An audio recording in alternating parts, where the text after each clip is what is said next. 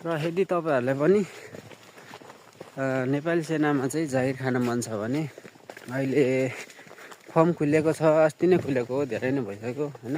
सायद सकिन पनि लागिसक्यो होला टाइम। यदि छ भने चाहिँ होइन तपाईँहरू पनि फर्म भरेर जान सक्नुहुनेछ, खान सक्नुहुनेछ, आफ्नो क्षमता देखाउन सक्नुहुनेछ, क्वालिफाई देखाउन सक्नुहुनेछ तपाईँहरू पनि होइन। यदि त्यसमा जान्न अरूमा अन्तै केही बाहिर यताउता गर्छु, कोरिया जापानतिर जान्छु भने पनि त्यो पनि तपाईँहरूको राम्रो पक्ष हो, आफूलाई मन लागेको गर्ने हो, साथी हो होइन।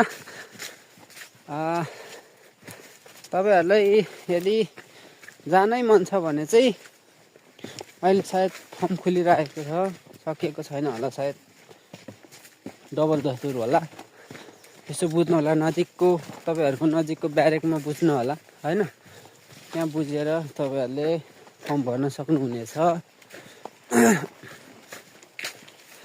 है त साथी हो। अरू त त्यस्तै हो।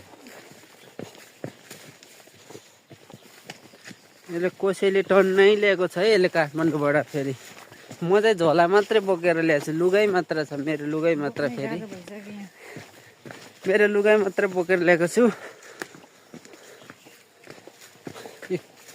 यो फेरि टुम्के भन्नु होला गीत बजाउने, यो चाहिँ पावर ब्याङ्क हो नि फेरि है, कुरो पनि बुझ्नु होला।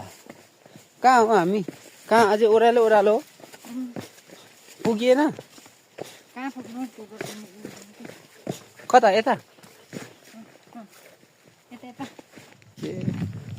यो बाटो नदेख्नु पनि साह्रो छ साथी हो। 5 वर्षपछि आज यसको मामेली घर आएको, अनि पनि बुढो भइसक्नु भएको रहेछ, बुढी भइसक्नु भएको रहेछ, यस्तो बुढो भन्नु आएको छ यार, बुढी भइसक्नु भएको रहेछ।